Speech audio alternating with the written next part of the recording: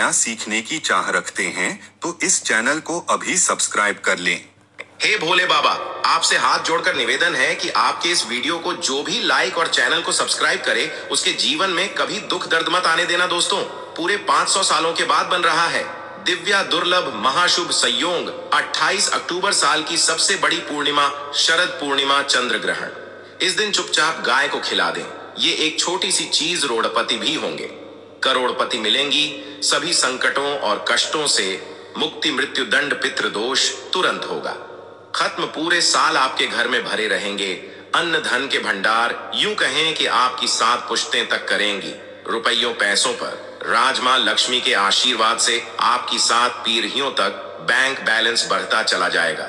सभी दुख दर्द संकट कष्ट होंगे दूर और सुख आपके कदमों में आ जाएंगे। सुख आपके कदम चूमेंगे यदि आप यह एक छोटी सी चीज गाय को खिला देते हैं 28 अक्टूबर यानी कि शरद पूर्णिमा के दिन। दोस्तों, यकीन मानिए तत्काल गरीबी समाप्त हो जाएगी। आपके जीवन से गरीबी का नामो निशान खत्म हो जाएगा। गरीबी जड़ से दूर हो जाएगी हमेशा के लिए यदि आप एक छोटी सी चीज 28 अक्टूबर यानी कि शरद पूर्णिमा के दिन गाय को खिला देते हैं। दोस्तों, इस बार का शरद पूर्णिमा है बहुत ही दुर्लभ संयोग में है। आपके जीवन से तत्काल गरीबी को समाप्त कर देगी। ये मान ले आप गाय से जुड़े इन उपायों को यदि आप कर लेते हैं। दोस्तों, कौन कौन से उपाय है जो कि आपको शरद पूर्णिमा के दिन जरूर करने चाहिए, जिसे करने से व्यक्ति को अपार धन संपत्ति की प्राप्ति होती है, व्यक्ति मालामाल हो जाता है और जीवन से तत्काल गरीबी समाप्त हो जाती है। दुख दर्द संकट कष्ट दूर हो जाते हैं और सुख व्यक्ति के कदमों में आ जाते हैं। इस वीडियो में हम आपको उन्हीं खास और महत्वपूर्ण अचूक चमत्कारिक उपायों को बताने वाले हैं जो कि गाय से जुड़े हैं। अपने फायदे के लिए पूरा वीडियो देखना यदि आप चाहते हैं माता लक्ष्मी की कृपा आपको प्राप्त हो, गरीबी आपके जीवन से समाप्त हो जाए, आप धन से मालामाल हो जाएं और 7 पीढ़ियों तक बैंक बैलेंस बढ़ता चला जाए। तो दोस्तों, वीडियो पूरी देखना, शुरू से अंत तक बीच बीच में से काटकर वीडियो देखोगे तो कोई लाभ नहीं मिलने वाला। तो समय निकालकर पूरा वीडियो देखिए। दोस्तों, वीडियो शुरू करें। सबसे पहले तो आपसे रिक्वेस्ट करते हैं कि माता लक्ष्मी के सच्चे भक्त वीडियो को लाइक कर देना और सच्चे दिल से कमेंट बॉक्स में जय मां लक्ष्मी अवश्य देना। माता लक्ष्मी का आशीर्वाद आपको प्राप्त हो सके और ज्यादा से ज्यादा वीडियो को शेयर जरूर करना जिससे कि और लोग भी इस वीडियो के माध्यम से लाभ प्राप्त कर सके। दोस्तों, आपको बता दें कि अश्विन मास के शुक्ल पक्ष की पूर्णिमा को शरद पूर्णिमा कहते हैं। ये है शरद पूर्णिमा के नाम से भी जानी जाती है।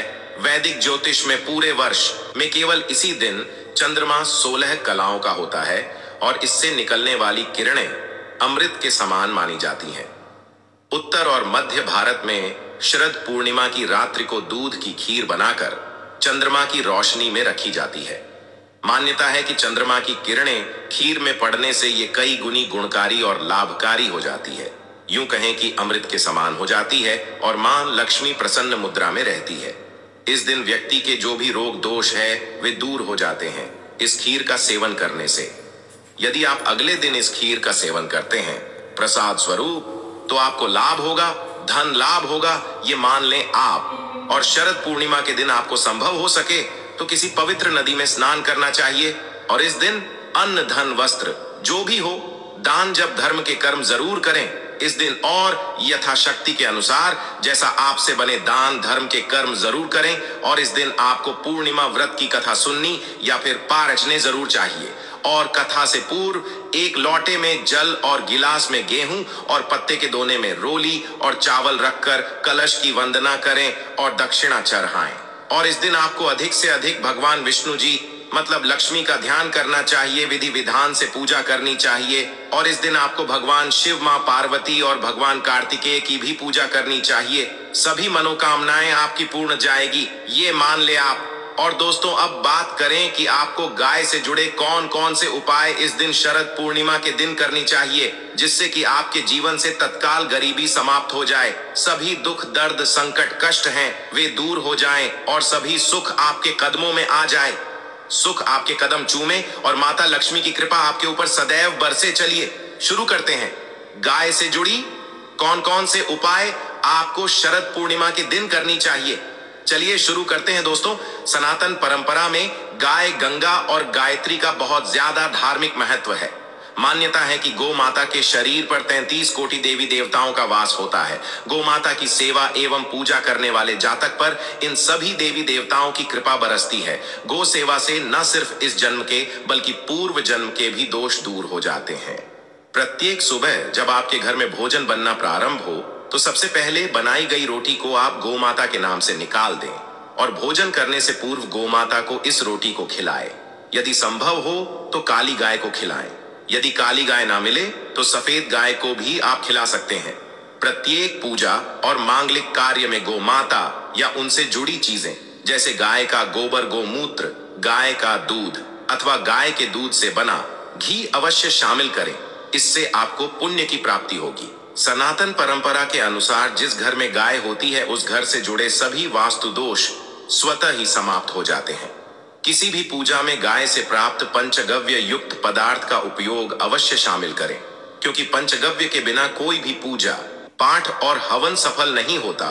तो वो कृपा पाने के लिए प्रतिदिन, सप्ताह अथवा महीने में परिवार एक बार गौशाला जाने का नियम जरूर बनाएं और वहां गायों को हरा चारा जरूर खिलाएं। इससे आपको शुभ फलों की प्राप्ति होगी और साथ ही साथ गौ सेवा और गौ पूजा से 9 ग्रह शांत हो जाते हैं और इनसे जुड़े दोषों का निदान हो जाता है। गर्मियों में गोमाता को पानी पिलाएं और सर्दी में गोमाता को गुड़ अवश्य खिलाएं। ध्यान रखें कि गर्मियों में गाय को गुड़ ना खिलाएं। अनेक देवी देवताओं को अपने शरीर पर धारण करने वाली गौ माता से जुड़े कई शुभ और अशुभ संकेत भी होते हैं। मसलन गाय का दूध दुहते समय यदि गाय ठोकर मार दे और सारा दूध बिखर जाए तो अपशगुन होता है। यदि कोई यात्रा पर निकल रहा हो और गाय अपने बछड़े को दूध पिलाती सामने आ जाए तो निश्चित रूप से जिस यात्रा के लिए आप निकले हैं वे यात्रा आपके लिए अवश्य ही सफल होगी और वह काम जिसके लिए आप निकले हैं वे अवश्य ही पूर्ण होगा। यात्रा पर जाते समय बाईं ओर गाय की आवाज आना और रात्रि में गाय की हुंकार करना भी शुभ होता है दोस्तों। साथ ही साथ गाय के साथ अब भूलकर भी ये काम ना करें, अन्यथा मिलता है घोर नरक और जीवन भर की परेशानियां। दोस्तों, गाय को राष्ट्रीय पशु बनाए जाने और इन्हें मौलिक अधिकार दिए जाने की बात हो रही है तो सवाल उठता है कि गाय जब भारतीय संस्कृति का अहम हिस्सा है तब भी गाय के साथ लोग खराब व्यवहार कैसे कर लेते हैं। गाय दर दर भटकती रहती है, भरपेट इन्हें चारा तक लोग नहीं देते। गाय जब तक दूध देती रहती है तो उनकी सेवा होती है और जैसे ही दूध देना बंद कर देती है तो लोग इन्हें उनकी किस्मत पर छोड़ देते हैं, सड़कों पर और गलियों में भटकने के लिए। ऐसे में गोवंशी जीवों को कोई डंडे से मारता है तो कोई उन पर पानी डाल देता है। कभी वाहनों से ये ठोकर लग जाती है तो कभी बीमार होकर बेचारी एक गाय दम तोड़ देती है। ऐसे में जरूरत है इन बातों को जानने की कि गाय को लेकर शास्त्रों में क्या कहा गया है, गाय के साथ आपको कैसा व्यवहार करना चाहिए। या दोस्तों, गाय को कभी भी मारना पीटना नहीं चाहिए। शास्त्रों में गाय को माता का दर्जा दिया गया है। गाय को मारने पीटने वाला माता को मारने पीटने वाले के समान पाप का भागी माना जाता है। ऐसे घरों को नरक लोक में वर्षों तक कष्ट भोगना पड़ता है, अगले जन्म पशु योनि में मिलता है। कथा है कि गौतम मुनि ने गलती से गाय को डंडा मार दिया था जिससे गाय की मृत्यु हो गई थी और इस पाप से मुक्ति के लिए इन्हें वर्षों तक तपस्या करनी पड़ी। भगवान श्री कृष्ण जी ने बैल स्वरूप में आए व्रत असुर का वध कर दिया था, जिससे मुक्ति के लिए भगवान श्री कृष्ण को संपूर्ण तीर्थों को एक कुंड में बुलाना पड़ा और इस कुंड में स्नान से वह पाप मुक्त हो गई थी। या दोस्तों, साथ ही साथ जो लोग पानी पी रही गाय को भगाते हैं वे घोर पापी के भागी बनकर नरक भोगते हैं, ऐसा पुराण में बताया गया है। जबकि जो लोग गाय के लिए प्याऊ और चारा बनवाते हैं वह मां भाग्य होते हैं। ऐसे लोग घोर पाप से मुक्त होकर स्वर्ग पा जाते हैं और बड़े ही धनवान कुल में जन्म लेकर सुख भोगते हैं और साथ ही साथ आराम कर रही गाय को कष्ट देकर कभी भी उठाना नहीं चाहिए। कहते हैं कि जिस स्थान पर गाय बैठी है वहां से नकारात्मक ऊर्जा समाप्त हो जाती है। गाय के बैठने की जगह को जो लोग नियमित साफ रखते हैं वे पूर्व जन्म में किए गए जाने अनजाने में पापों से मुक्ति हो जाते हैं और गोलोक में स्थान पाते हैं। गाय को डंडा मारकर उठाना, पानी डालकर उठाने से मनुष्य पाप का भागी बनता है और अगले जन्म में उसे दर दर भटकना पड़ता है। और साथ ही साथ शास्त्रों में बताया गया है कि गाय का दूध उसके बछड़े के लिए होता है। गाय के बछड़े से बचा हुआ दूध ही मनुष्य को लेना चाहिए, लेकिन कुछ लोग एक बार गाय को दूह लेने के बाद फिर से बछड़े के लिए बचा हुआ दूध भी दूह लेते हैं। ऐसा करना घोर पाप कहा जाता है। ऐसे दूध को दुहाने वाला और ग्रहण करने वाला दोनों ही पाप की भागी बन जाते हैं। दोस्तों, साथ ही साथ शास्त्रों में कहा गया है कि गोवंश यानी गाय और बैल के पीठ पर नहीं बैठना चाहिए। इनके पीठ पर बैठने से महापाप लगता है। ऐसे लोगों को नरक की यातना भुगतनी पड़ती है। एकमात्र महादेव के अंश के उत्पन्न नंदी ही गोवंशी है, जिस पर स्वयं महादेव और महादेवी सवारी करती है, क्योंकि नंदी ने स्वयं अपनी इच्छा से महादेव की सवारी बनना स्वीकार किया था। और साथ ही साथ शास्त्रों में गाय के दान को बहुत ही महत्व दिया गया है, लेकिन ऐसी गाय का दान कभी नहीं करना चाहिए जो बूढ़ी और बीमार हो। कठोपनिषद में नचिकेता की कथा भी इस संदर्भ में है कि जिन्स नचिकेता ने पिता द्वारा बूढ़ी गाय को दान करने पर आपत्ति जताई थी। दूध देने वाली और बछड़े सहित जो लोग गाय का दान करते हैं वह महान पुण्य को प्राप्त करके स्वर्ग में इस स्थान पाते हैं। दोस्तों, साथ ही साथ सूर्य, चंद्र, मंगल या शुक्र की युति राहु से हो तो पितृदोष होता है। यह भी मान्यता है कि सूर्य का संबंध पिता से, मंगल का संबंध रक्त से होने के कारण सूर्य यदि शनि, राहु या केतु के साथ स्थित हो या दृष्टि संबंधी हो तथा मंगल की युति राहु या केतु से हो तो पितृदोष होता है। इस दोष से जीवन संघर्ष में बन जाता है। यदि पितृदोष हो तो गाय को प्रतिदिन या किसी भी एकादशी को या किसी पूर्णिमा के दिन या अमावस्या को रोटी, गुड़, चारा आदि खिलाने से पितृदोष समाप्त हो जाता है। साथ ही साथ देसी गाय की पीठ पर जो खुद होता है वह बृहस्पति गुरु है। थे जन्म पत्री में यदि बृहस्पति अपनी नीच राशि मकर में हो या अशुभ स्थिति में हो तो देसी गाय के इस बृहस्पति भाग शिवलिंग रूपी कुबेर के दर्शन करने चाहिए तथा चने की दाल रखकर गाय को रोटी भी दें। इससे आपको शुभ फलों की प्राप्ति होगी। और साथ ही साथ यदि आप रास्ते में जा रहे हो और सामने से गौ माता आती हुई दिखाई दे तो गौ माता को आप अपनी दाहिनी ओर से जाने देना चाहिए। आपकी यात्रा अवश्य ही सफल होगी। और साथ ही साथ यह संकेत भी जान लें, यदि आप यात्रा पर जा रहे हैं और सामने आपके गाय पड़ जाए अथवा अपने बछड़े को दूध पिलाती हुई सामने गाय दिखाई दिए जाए तो समझ जाना कि वह यात्रा आपके लिए अवश्य ही सफल होगी। और साथ ही साथ जिस घर में गाय होती है उसमें वास्तु दोष स्वतः ही समाप्त हो जाता है। और साथ ही साथ आपको बता दें कि गाय को आप जो भी रोटी बनाएं प्रतिदिन ताजी रोटी ही बनाएं। गाय को अगर आपने रोटी बनाई है तो कोशिश करें कि उस रोटी को आप तुरंत ही गाय को दे दें। अगर आप उस रोटी को रख देंगे और उस रोटी को अगले दिन देंगे तो वह रोटी बासी मानी जाएगी।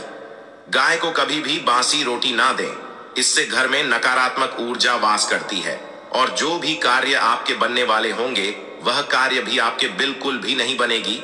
इससे आपके घर में हमेशा दर्द ऊर्जा का वास रहेगा और आप जिस भी कार्य को करेंगे उस कार्य में आपको हमेशा असफलता ही हाथ लगेंगी। इसलिए कोशिश करें गाय को रोजाना ताजी रोटी बनाकर खिलाए और रोटी को बिल्कुल ना रखें। बासी रोटी गाय को ना दें और साथ ही साथ सड़ी गली चीजें गाय को नहीं खिलानी चाहिए कि घर में कोई फल है, कोई सब्जी है, सो जाए तो लोग क्या करते हैं, गाय को खिला देते हैं। नहीं, ऐसा नहीं करना चाहिए। ऐसा करने से यदि आप गाय को खिलाते हैं तो और आप पाप की भागी बन जाते हैं। आप बिल्कुल भी सड़ी गली चीजें गाय को ना खिलाइए और साथ ही साथ आप आटे की लोहियां बनाकर उनके ऊपर हल्दी लगाए। इसके बाद आप उन 11 को एक एक करके गाय को खिलाए। प्रत्येक लोई को खिलाते समय गाय के सींगों पर आप हाथ से नहीं, पीठ पर हाथ पे नहीं, मस्तक पर हाथ पैरे माता गाय की आप चरण के स्पष्ट करें। या दोस्तों, ऐसा करने से आपके समस्त कार्य बनने लगेंगे। जो दुख का समय चल रहा है वे भी समाप्त होगा। आपके जीवन में खुशी है, खुशी होंगी। और एक बार आप 7 बार गाय की परिक्रमा भी कर लें तो आपके समस्त कार्य पूर्ण होंगे। और साथ ही साथ आप गाय को जब भी रोटी दे, रोटी पर या तो आप थोड़ी हल्दी लगा लें या थोड़ा गुड़ रख लें। अगर गुड़ ना हो तो आप थोड़ा मिश्री रख सकते हैं, थोड़ा घी रख सकते हैं, या दोस्तों गायब हो। कभी भी सूखी रोटी ना खिलाए, सूखी का मतलब गाय की वो जो रोटी रखें खिलाए उस पर कुछ ना कुछ रख कर खिलाए। हल्दी रख लें, गुड़ रख लें, मिश्री, घी, अब जो भी रख लें, मतलब खाली रोटी नहीं खिलानी है। ध्यान इस बात का रखें, जब भी आपको शुभ फलों की प्राप्ति होगी। या दोस्तों, ये थे गाय से जुड़े कुछ महत्वपूर्ण उपाय, कुछ बातें जिन्हें आपको ध्यान में जरूर रखना चाहिए।